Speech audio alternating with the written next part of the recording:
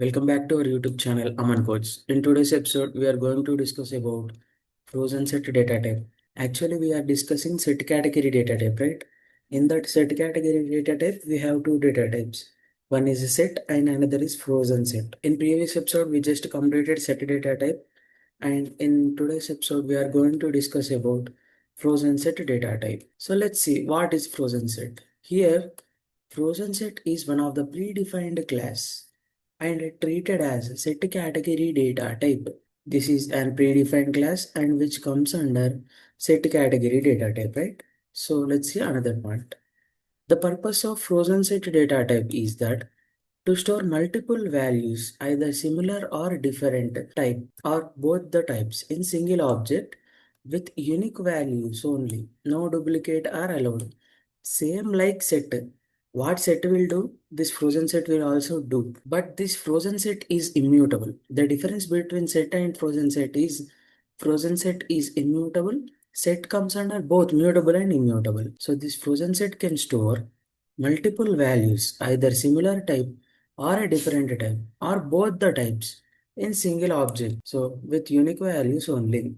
Same like set, duplicate values are not allowed. The element of a frozen set must be obtained from different objects like set, tuple, list, etc. So in set we are creating the set elements. In the sense we are declaring the set elements, right? So in frozen set we are not going to declare the elements. We are obtaining the elements from different objects like set, tuple, list, etc. From that data type objects, we are obtaining the elements of frozen set. So let's see the syntax. Frozen set object is equals to frozen set of. So inside this, we can declare set object, list object, tuple object, str object, bytes object, byte array object, range object. So this many objects you can declare inside a frozen set. Let's see the next point. An object of frozen set never maintain insertion order. Same like set. Set also does not maintain insertion order. Here frozen set also does not maintain insertion order, right? So what is insertion order in the sense? Whatever the values we are going to declare, the order of the displaying value are different. Frozen set never maintains insertion order because PVM can display any one of the possibilities of element of frozen set object. On the object of frozen set, we can't perform indexing and slicing operations because frozen set never maintains insertion order, right? So that is an important thing. An object of frozen set belongs to immutable because frozen set object does not support item assignments and not possible to modify or change or add. At the same memory address, we can't modify or change or add an element into frozen set object. So that is the reason it is going to be an immutable. So we can create two types of frozen set objects. They are empty frozen set and non-empty frozen set. So we will discuss all these things. Empty frozen set. Like that empty set, non-empty set, we have empty frozen set and non-empty frozen set. Empty frozen set in the sense, the length of the empty frozen set should be 0 and it does not contains any type of values. So non-empty frozen set means the length of the frozen set object is greater than 0 and which contains elements. So let's see how we can do this. Empty frozen set. An empty frozen set is one which does not contains any elements whose length is a 0, right? So syntax here like this. Frozen set object is equals to frozen set of. This refers to an empty frozen set. So in non-empty frozen set is one which contains elements whose length is greater than 0. See here, greater than 0 and equals to 0, right? So syntaxes, we can declare like this. We can declare set data, we can declare tuple data, we can declare list data. Let's see the practical examples of this frozen set data type. So see, I'm opening Python command prompt, see here. So this is my set object S1, right? So now I'm trying to print S1 and its type of S1. See here, this is a value which comes under S1 object, right? So this value comes under class set, right? So this is a set value. S1 is a set object, right? Now I'm going to declare an frozen set. So before going to declare an frozen set, I want to declare an empty frozen set. See here, fs is my object, frozen set of. So this is an empty frozen set. Now I'm trying to print fs and its type. See here, this is an empty frozen set which comes under class frozen set. See here, this is important. What is an empty frozen set in the sense? A frozen set object which contains zero elements.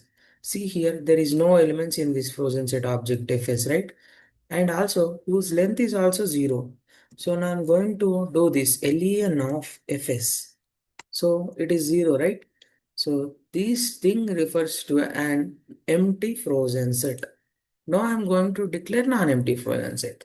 In order to declare non-empty frozen set, I want some different data type objects, right? So first of all, I'm going to take this as S1 set object I'm going to take.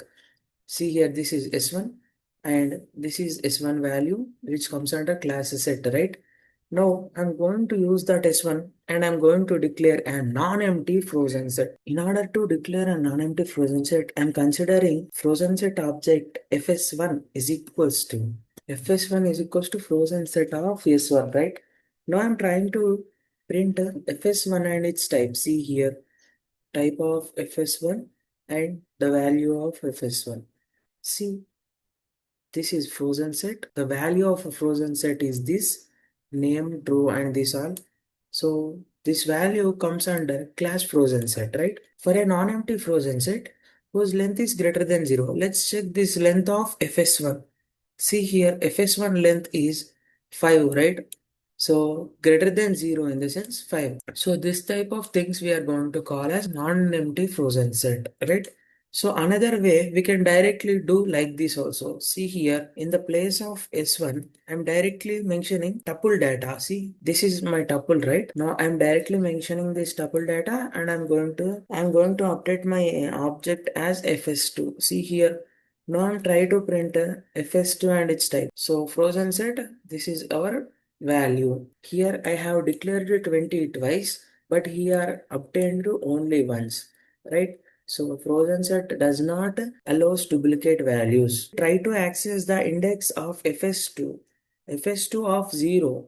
If I going to enter this statement fs2 of 0, I want to access the element called 10 or else 40. So let's see here. Frozen set object is not subscriptable in the sense like set objects. Frozen set objects also does not maintain insertion order. So it can't assign index values. So it can't assign index. So that is the reason we can't do indexing. There is no index. See here, whatever the data we have entered, it is displaying random possibility, right? So that is the reason it does not provide indexing. So we can't do indexing. Same here, we can't do slicing also. See here, so 0 colon 2, if I'm going to use this same type error we are going to see here. So frozen set object not subscriptable, right? So let's try to assign a value to this fs2. fs2 of 1 is equals to, I want to assign a value called 87 to this fs2 at position of 1. So if I want to do this, it is not going to be possible. Why in the sense? So this frozen set does not provide indices and also here item assignments is not going to be happen, right? It is not providing indices. How is going to be assign item to that particular object? It is not going to do that. And this frozen set is immutable. See here, frozen set object does not support item assignments, right? So it is not providing indices, so it can't do anything. So if I want to delete an fs2 element, see here, fs2 of, I want to delete an element of this index 1, it can't going to be happen. See here, why in the sense? So frozen set does not declaring or does not assigning indices, right? Frozen set does not support item deletions, right? So if I want to delete value in slicing, so slicing deletion also not going to be possible. See, frozen set object does not support item assignments, right? Apart from this thing, we can directly delete that fs2 object. Why in the sense? Why in the sense? By using del operator, so we can delete the iterable object and non-iterable object, right? So fs2 in the sense FS2 elements are obtained from tuple elements, right? Tuple elements or set elements, right? So that elements are iterable elements or non-iterable elements. So that is the reason we can delete this entire object by using this del operator. See here, I'm going to delete FS2 object. See, so now I want to access FS2.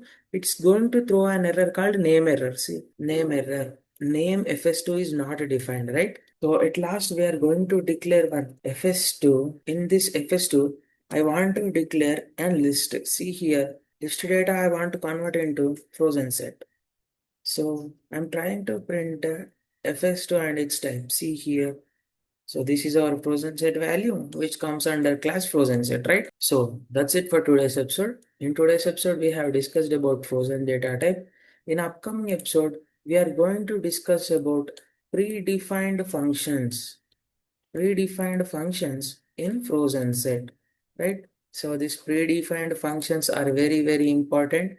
So we have 8 predefined functions in this frozen set, so that we're going to see in upcoming episodes. That's all for today's episode. Don't forget to like, share and subscribe to Aman Codes. Thank you so much for watching.